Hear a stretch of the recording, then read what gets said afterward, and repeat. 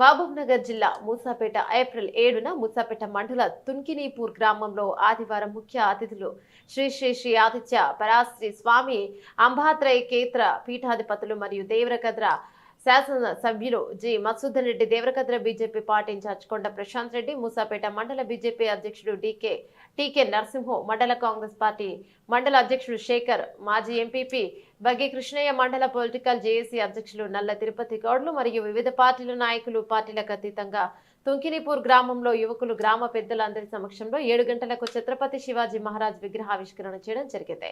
కార్యక్రమంలో మూసాపేట్ మండలంలోని వివిధ గ్రామాల శివాజీ యూత్ అధ్యక్షులు మరియు మండలంలోని అన్ని గ్రామాల పెద్ద సంఖ్యలో పాల్గొని ఈ కార్యక్రమాన్ని విజయవంతం చేశారు.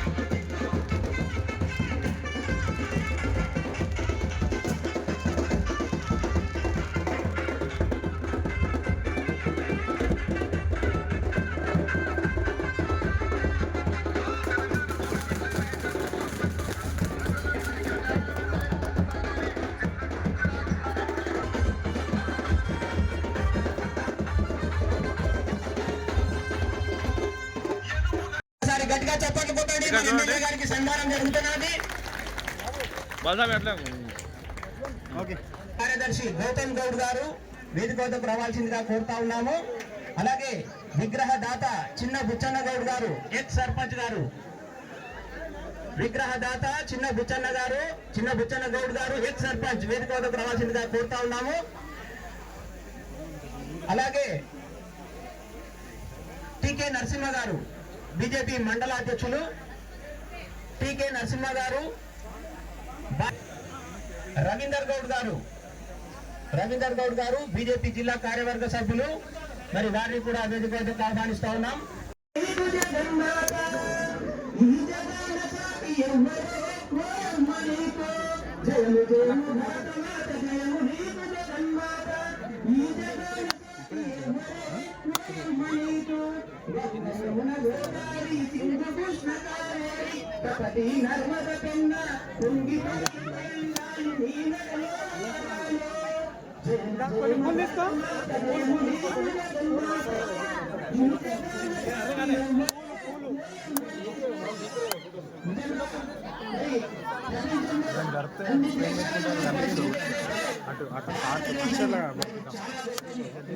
మరి యువత అరబ్ కంట్రీస్ నుంచి నీవు ఆ భారతదేశంలో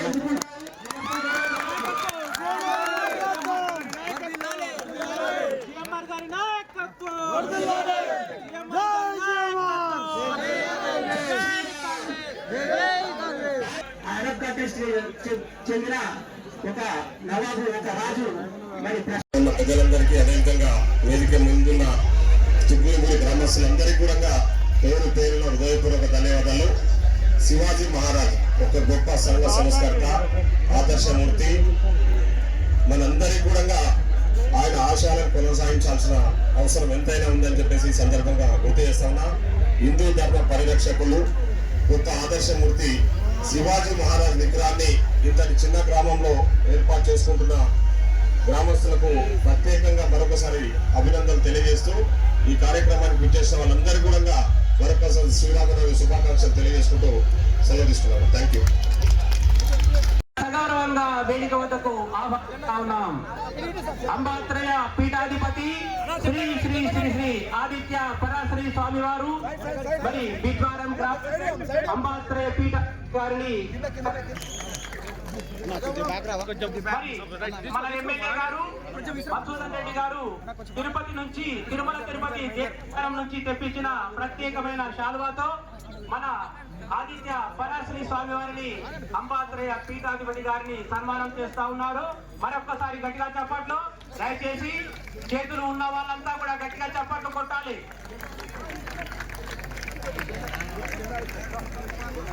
మరి ఇప్పుడు మన కాషాయ ధ్వజ ఆవిష్కరణ జరుగుతా ఉన్నది. అందరూ చూస్తూ ఒక్కసారి నినాదం చేయాలి. జై శ్రీరామ్, జై శ్రీరామ్, జై శ్రీరామ్. భారత్ మాతా కీ, భారత్ మాతా కీ, భారత్ మాతా కీ. జై జై మాతా, జై జై మాతా, హర హర మహాదేవ, హర హర మహాదేవ, హర హర మహాదేవ. కమలాలతో ఆవిష్కరణ చేస్తా ఉన్నారు. ఒక్కసారి గట్టిగా చప్పట్లు కొడుతూ మరి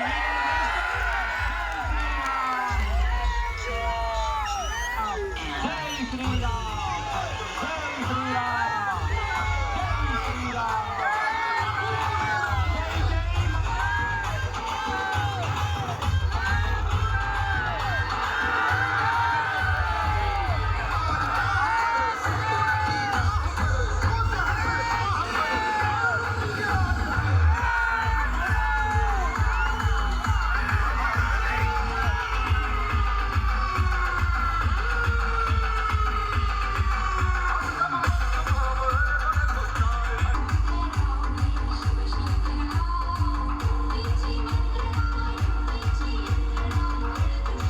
మా పెద్దలు చెప్తా ఉన్నారు, ఒక్కదానిగా బ్రతకబోకన్నా నీ పక్క వారితో కలిసి బతుకుట నేర్చుకునవన్నా. ఒక్కవానితో ఇల్లు లేదు, ఒక్క ఇల్లుతో ఊరు లేదు. ఇల్లు ఇల్లు కలిసినప్పుడే అందమైన గ్రామం అందరు. ఒక్కదానిగా బ్రతకబోకమ్మా, నీ పక్క వారితో కలిసి బతుకుట నేర్చుకునవమ్మా. ఒక్క కొమ్మతో చెట్టు లేదు, ఒక్క చెట్టుతో వరము లేదు. చెట్లు చెట్లు కలిసినప్పుడే అందమైన వరము అందరు.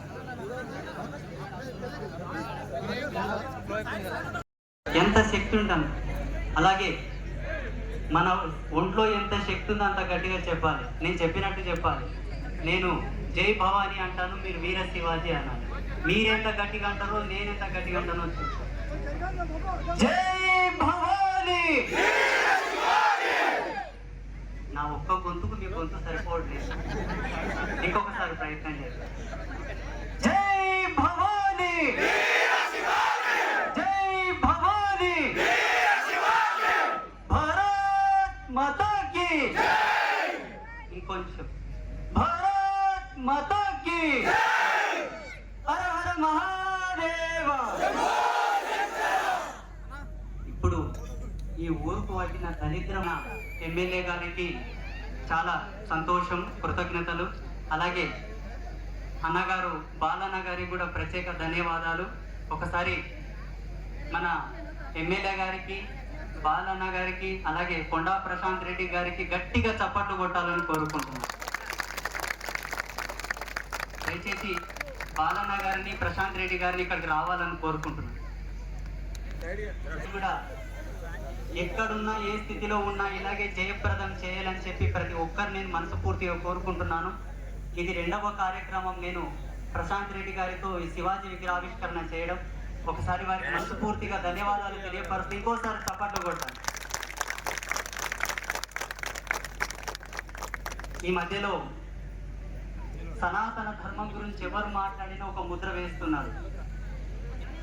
ఆయన ఒక తత్వానికి సంబంధించిన వ్యక్తి, ఒక మతతత్వవాది,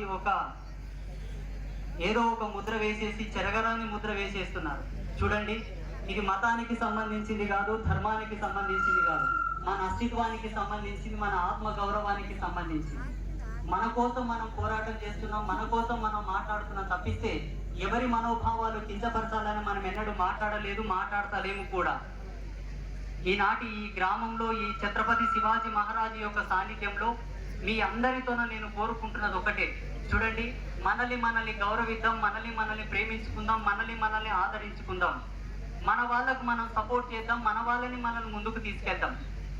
రేపు భవిష్యత్తులో రాజకీయంగా ఉత్తమమైనటువంటి స్థితిలో ఉండవలసినటువంటి స్థానాన్ని, అదృష్టాన్ని ఆ భగవంతుడు ప్రశాంత్ రెడ్డి కానీ బాలన్న కానీ కల్పించాలని చెప్పి ఈ వేదిక మూలంగా నేను మనస్ఫూర్తిగా కోరుకుంటున్నాను. అలాగే ఈ కార్యక్రమానికి ఇంతటి శోభను, ఇంత వైభవాన్ని, ఇంతటి కీర్తిని తీర్చిదిద్దినటువంటి గ్రామ ప్రజలకు, మీ అందరికీ ఒక బ్రహ్మచారిగా, ఒక యతిగా, ఒక సాధువుగా మనస్ఫూర్తిగా మీ అందరికీ నేను ఆశీర్వాదం చేస్తున్నాను. అలాగే మన ధర్మాన్ని మనం కాపాడుకోవడానికి మనం ఎన్ని ప్రయత్నాలు చేసినా ఒక్కటి మాత్రం బాగా గుర్తుపెట్టుకోవాలి, ఆచరణ అనేది చాలా ముఖ్యం. ఆచరణ లేని నాడు ఎన్ని ప్రయత్నాలు చేసినా వృధా. ఆచరణ అంటే ఏంటి? ఏదో ఒక ప్రదేశంలో ఒక ఇష్యూ జరిగిందంటే తప్పకుండా ప్రతి ఒక్క యువకుడు దానికి స్పందించాలి. ఎక్కడనో జరిగింది కదా, రాష్ట్రంలో జరిగింది, జిల్లాలో జరిగిందని చెప్పి మనం ఎప్పుడే కానీ మౌనంగా ఉండడానికి ఆస్కారం లేదు. ఈ దేశం మనది, ఈ ధర్మం మనది. మన దేశంలో ఉంటూ, మన ధర్మంలోనే ఉంటూ ఈనాడు మనల్ని కాలరాయడానికి ప్రయత్నాలు చేస్తున్నటువంటి తరుణం మన లోపల జరుగుతుంది. కానీ దీనికి ప్రత్యామ్నాయం ఏంటి? ఇది జరగడానికి గల కారణం ఏంటంటే మనం స్పందించడం లేదు కాబట్టి, మాట్లాడటం లేదు కాబట్టి, కనీసం మన ముందు నోరెత్తడానికి కూడా గజ వనకవలసిన వాడు ఈనాడు ఏలెత్తి మన వైపు చూపించి మనం ఇంకా నిఠారుగా నిలబడి మాట్లాడుతున్నాడు. కారణం ఏంటి? మనం స్పందించాం, మనం ఆలోచించినాం. ఎవరిని మనం ఏ విధంగా కూడా మనం తూలనాడలేదు, ఎవరిని కూడా మనం హింసించలేదు, బాధ పెట్టలేదు.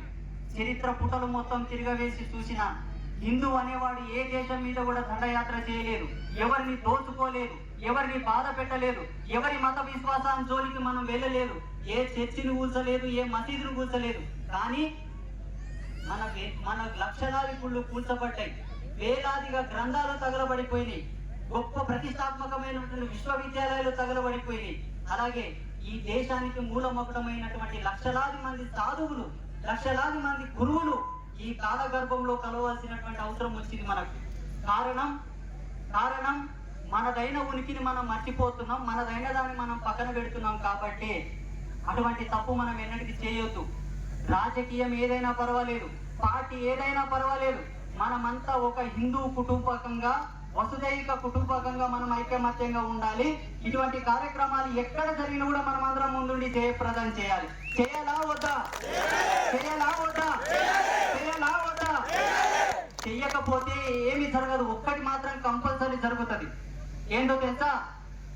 2 నెలల క్రితం, 3 నెలల క్రితం బంగ్లాదేశ్ లో ఏమి జరిగిందో అది మన ఇంకా జరగలేదని మాత్రం ఆశ్చర్యపడవలసిన అవసరం లేదు. అంతకన్నా ఇంకా భయానకం, ఫలస్తీనాలో బాంబుల దాడి జరిగింది, ఇజ్రాయెల్లో బాంబుల దాడి జరిగింది, సిరియా పైన జరిగింది. భారతదేశంలో జరగదని ఏమైనా గ్యారెంటీ ఉందా? అటువంటి పరిస్థితి మనకు రాకుండా ఉండాలంటే ప్రతి ఒక్కరు ఒకటే మాట చెప్పాలి, ఇది ధర్మం కోసం పోరాటం తప్పిస్తే మతం కోసం పోరాటం కాదు. ఇది ధర్మం కోసం మాట్లాడుతున్నాం తప్పిస్తే మతాల కోసం మాట్లాడటం లేదు. ఎందుకంటే సనాతన ధర్మం అనేది పర్యావరణ సిద్ధాంతం, ఖగోళ విజ్ఞానం. మన ఒక మతం అనేది ఒక మతి నుంచి పుట్టింది, మనది ఒక మతి నుంచి పుట్టింది కాదు. ఇది సాక్షాత్తు భగవంతుడు రచించినటువంటి ధర్మం. ఒక్కసారి బాగా గుర్తుపెట్టుకోండి, బ్రహ్మాండాన్నంతా వెతికితే మన ధర్మంలో కనబడుతుంది, మన ధర్మంలో వెతికితే బ్రహ్మాండమే కనబడుతుంది. అలా ఏ ధర్మంలో కూడా ఉండదు. ప్రతి ధర్మంలో ఏముంటుందంటే వాళ్ళ మతం చుట్టే తిరుగుతుంటుంది, వాళ్ళ మత పెద్దల చుట్టే తిరుగుతూ ఉంటుంది. కానీ సనాతన ధర్మం అటువంటి ఏకైక ధర్మం మన సనాతన ధర్మం. ఇంత గొప్ప ప్రతిష్టాత్మకమైన ఘనత, ఇంతటి దిగ్విజయ సంపన్నమైనటువంటి చరిత్ర ఉన్న మన ధర్మంలో మనం ఏ విధంగా ఉన్నామో తెలుసా? పిల్లి కళ్ళు మూసుకొని పాలు తాగుతుందని ఒక మాట అనేవాళ్ళు పెద్దలు. అంతకన్నట్టు అధమమైన స్థితిలో మనం ఉన్నాం. కారణం ఏంటంటే ఒక వారం కింద అజయ్ పాస్టర్ అనే ఒక పాస్టరు